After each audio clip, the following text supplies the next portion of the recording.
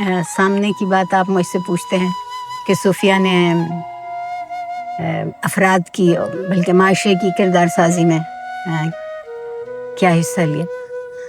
میرے خیال میں دین کا مطلب ہی کردار سازی ہے، اس کے علاوہ کچھ اور نہیں ہے. دین کا مقصد چند رسومات پہ نہیں ہے. عبادات جو ہیں وہ خدا اور بندے کے درمیان ایک ذاتی معاملہ ہے، مگر ان عبادات کا اثر کیسے آتا ہے؟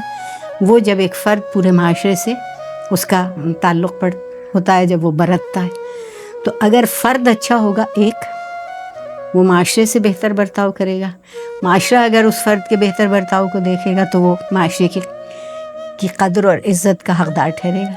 تو صوفیہ کے ہاں تو ایک ہی لفظ ہے، اور وہ لفظ ہے محبت.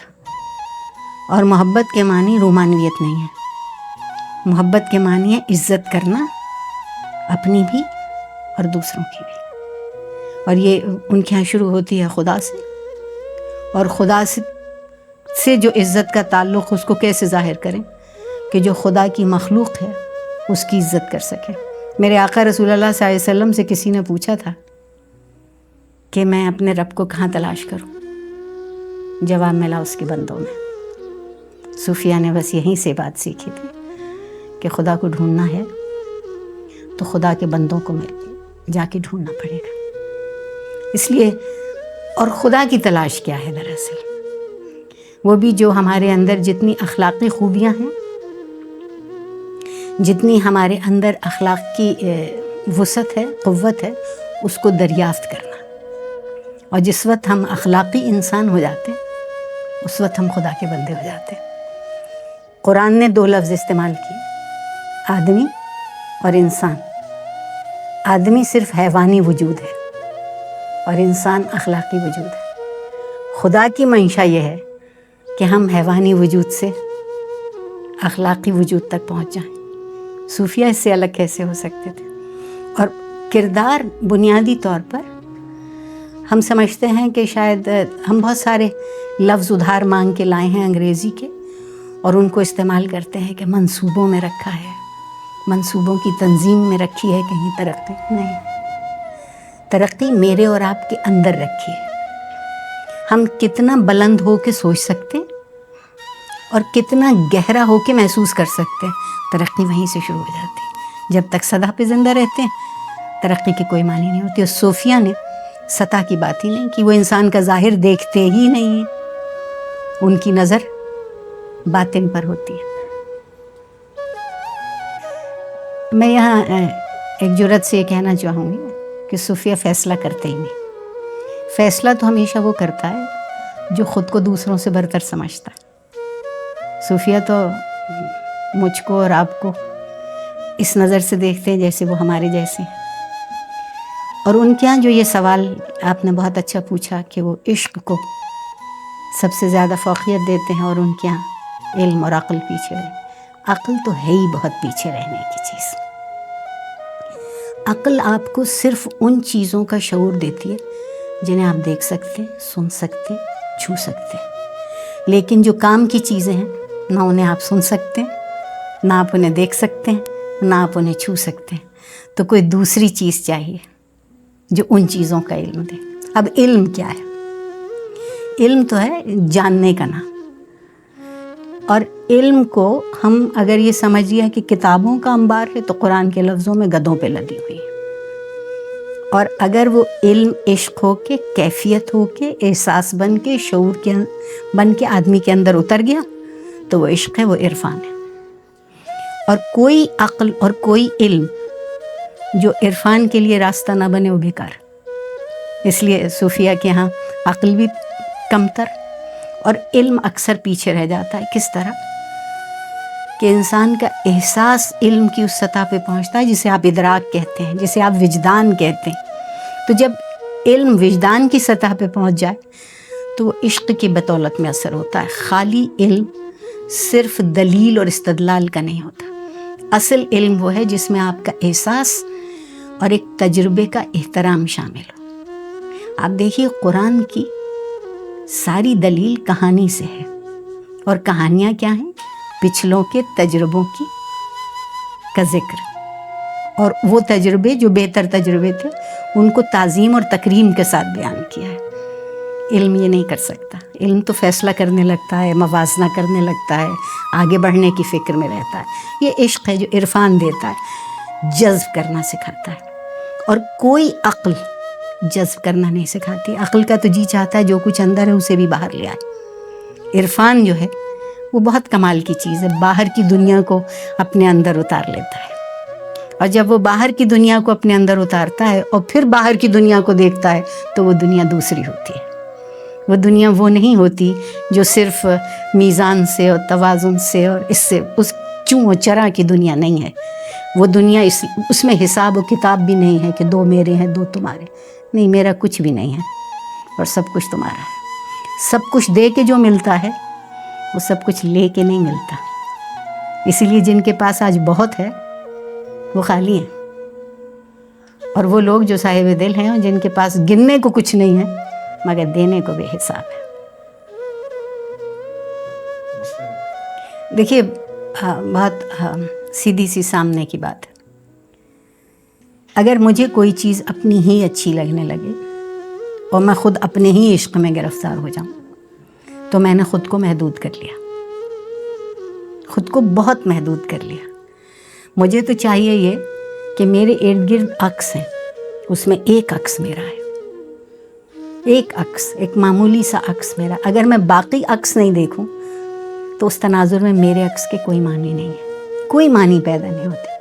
صوفیہ نے جو یہ کہا کہ تکبر انسان کو تباہ کر دیتا ہے۔ بہادر شاہ ظفر بادشاہ ہند، اور شعر کہتا ہے کہ ظفر آدمی اس کو نہ جانیے گا، ہو وہ کیسا ہی صاحب فہم و ذکا، جسے عیش میں یاد خدا نہ رہی اور جسے تیش میں خوف خدا نہ رہا۔ یہ بادشاہ کا شعر ہے، کسی صوفی کا، فقیر کا، مجذوب کا شعر نہیں ہے۔ تو سوچئے کہ اس کو یہ راستہ معلوم تھا کہ تکبر عیش اور تیش دونوں کی طرف لے جاتا ہے، اور کبریائی جو ہے وہ اسی کو جچتی ہے جو نہ گھٹتا ہے نہ بڑھتا ہے، استقلال سے قائم ہے، اور وہ رب ذوالجلال ہے۔ میں اور آپ تو بدنی سطح پر بھی گھٹتے بڑھتے ہیں، بچے سے بوڑھے ہوتے ہیں اور بوڑھے سے پھر ہماری کمزوری اور ضعیفی شروع ہوتی ہے۔ تو ہم کس بات کا کبر کریں گے؟ کبر تو وہ کرے جو جیسا تھا وہ ویسا ہے اور ویسا ہی رہے گا۔ تو صوفیہ کے ہاں جو کل کی بات ہے وہ ایک اور بھی بات ہے۔ ہم سب کہتے ہیں ہم ایک کل کا حصہ ہیں، تو الگ الگ تو ہم کبھی کل کو نہیں پا سکیں گے نا۔ خود کو مٹائیں گے، دوسرے کو پہچانیں گے تو ایک کل کی طرف قدم بڑھے گا۔ آپ اس کو آپ کی آج کی جو معاشرتی علوم ہیں ان میں اس کو ایک معاشرتی وحدت کی طرف جانا کہتے ہیں۔ معاشرتی وحدت جب ہی پیدا ہوتی ہے جب آپ ہم خیال ہونے کی کوشش کریں، اور ہم خیال آپ اس وقت ہو سکتے ہیں جب آپ دوسرے کا احساس پیدا کریں۔ اگر ہم صرف اپنے ہی میں گم رہیں تو ہم دوسروں کو راستہ کیسے دکھائیں گے؟ اس لیے تکبر تو انسان کو مٹا دیتا ہے، اور سب سے برا تکبر یہ ہے وہ عبادت کا ہے۔ سب سے برا تکبر عبادت کا ہے، جب یہ خیال ہونے لگے کہ مجھ سے زیادہ نیک و پرہیزگار کوئی نہیں۔ انسان وہیں مٹ گیا، خاک ہو گیا، مٹی ہو گیا۔ جو کوئی موتی تھا بھی اس کے پاس، اس کو بھی پامال کیا۔ موتی رولنے کے لیے خاک چھاننا پڑتی ہے، خاک میں ملنا پڑتا ہے، اور جو کوئی پہلے ہی خود کو موتی سمجھ لے اسے موتی کہاں سے ملیں گے؟ وہ تو ایک وہم و گمان میں زندہ ہے، اور اس کی زندگی گمان سے زیادہ نہیں۔ اسی لیے آپ دیکھیں گے کہ جتنوں نے تکبر کیا، وقت نے ان کے کبر کو بڑی بری طرح مٹایا ہے، بڑی بری طرح۔ تاریخ گواہ ہے اس بات کی، آج سے نہیں ہمیشہ سے۔ وہ صرف فرعون اور قارون اور حامان نہیں تھے، آج کے فرعون بھی ہیں، آج کے قارون بھی ہیں، آج کے حامان بھی ہیں، اور ان کا کبر ان کو لے ڈوبے گا۔ تصوف 2 الگ کشتیاں؟ نہیں، میں آپ کو یہاں ایک بات بتاؤں۔ ایک تو جو ہم جیسے ملا کہتے ہیں، آپ دیکھیں گے کہ انہوں نے ہمیشہ طاقت کا ساتھ دیا۔ میں تاریخ کی بات کر رہی ہوں، صوفیہ کا ذکر کہیں سے اٹھا لیجیے، وہ طاقت کے خلاف اٹھے ہیں۔ اچھا اب یہ جو صورت ہم نے دیکھ لی ہے داتا دربار پہ، جو من کے پہنے کڑے پہنے، برسوں سے نہائے نہیں، ہاں؟ مدتوں سے کلی نہیں، یہ صوفی نہیں ہے، یہ صوفی نہیں ہے، یہ صوفی نہیں ہے۔ اچھا ایک بھیس ہے، کہیں خود کردہ ہیں یا گم کردہ ہیں، جو کچھ بھی ہے، یہ صوفی نہیں ہے۔ صوفی تو دنیا میں اتر کے، دنیا کے بیچ میں رہ کے جینا جانتا ہے۔ وہ دنیا سے ہٹ تو سکتا ہی نہیں، نہ ترک دنیا کی بات کرتا ہے۔ ترک دنیا کی بات کرے گا تو اس کی بنیادی جو فکر ہے، جو بنیادی فلسفہ، اس کی نفی ہو جائے گی۔ وہ تو خدا کو ڈھونڈنے نکلا ہے، خدا کی کائنات میں، تو جو کائنات کو ترک کرے گا وہ کیسے ڈھونڈے گا؟ ہم ان کے ساتھ زیادتی کر رہے ہیں۔ وہ تو کہتے ہیں کہ وہ حقیقت کی تلاش میں، بلکہ وہ لفظ جو استعمال کرتے ہیں وہ حق اور حقیقت کا کرتے ہیں، اور اسی لیے جو استعمال کرتے ہیں عرفان اور عشق کرتے ہیں، کیونکہ حقیقت عقل کے ہاتھوں نہیں ملتی۔ عقل تو بس ایک حد تک آپ کو لے جاتی، اس سے آگے نہیں لے جاتی۔ وہ جب آتش نمرود میں کودتا ہے تو وہ عشق کودتا ہے، عقل تو ہاتھ پیر باندھ کے پیچھے لے آئے گی کہ جل جاؤ گے، کیا کرتے ہو، ہٹاؤ۔ مگر ایک اندر سے آپ کے عرفان ہے، ادراک ہے کہ نہیں، اگر کسی چیز پر یقین ہے اور پختہ ہے تو یہ اس آگ سے گزر جانا کوئی مشکل بات نہیں، یہ عشق نہیں ہے آسان، بس اتنا سمجھ لیجئے ایک آگ کا دریا ہے اور پیر کے جانا ہے۔ ہمارے یہاں بہت سے لوگ پیرنے اور تیرنے کا فرق نہیں جانتے۔ تیرنا جو ہے وہ سر پانی سے اوپر ہوتا ہے، اور پیرنا جو ہے سر بھی پانی کے نیچے ہوتا ہے۔ تو جب آپ بالکل اس دریا میں سے گزریں تب کی بات۔ اور اس لیے صوفیہ کے ہاں سے یہ کہہ دینا، اور مولوی کو صوفی کیوں نہیں اچھا لگتا؟ کیونکہ صوفی دیواریں نہیں کھڑی کرتا، پل بناتا ہے۔ مولوی دیواریں کھڑی کرتے ہیں۔ صوفی کا خدا رحمان ہے، رحیم ہے اور درگزر کرنے والا ہے۔ ملا کا خدا سارا دن ایک چابک لیے بیٹھا ہے کہ یہ غلط کیا اور وہ غلط کیا۔ میرا سوال تو اپنے رب سے یہ کہ مجھے پیدا کیا تھا تم نے غلطی کرنے کے لیے، تو اگر مجھ سے غلطی سرزد ہوتی ہے تو مجھے یہ توفیق تو دی گئی ہے نا کہ میں اس غلطی کی اصلاح کر لوں، تو میں اس اصلاح کی توفیق میں اس سے محبت کیوں نہ کروں، اس سزا کے خیال سے اس سے ڈرتی کیوں رہوں؟ پھر میں کبھی وہ اس توفیق کی طرف نہیں جا پاؤں گی نا۔ اور اصلاح ہمیشہ محبت اور عنایت اور شفقت سے ہوتی۔ تو صوفی ترک دنیا کا تو قائل ہی نہیں ہے، وہ تو دنیا کی دلدل میں گھسا ہوا بیٹھا ہے، اور پھر اسے یہ کمال حاصل ہے کہ یہ دنیا اسے چھو کے نہیں گزرتی۔ فارسی کا ایک شعر ہے، درمیان قور دریا تخت بندم کر گئی، وہ بازمی گوئی کہ دامن تر مکن ہوشیار باش، کہ مجھے تم نے دنیا کے بھنور میں تختے سے باندھ دیا ہے، اور پھر مجھ سے کہتے ہو کہ دیکھو دامن تر نہ ہونے پائے، ہوشیار رہنا۔ صوفی کا کام یہ ہے، دنیا کے بھنور میں اترتا ہے مگر اس کا اپنا دامن اس لیے نہیں بھیگتا کہ اس کے پاس بدنیتی نام کی کوئی چیز ہی نہیں ہے۔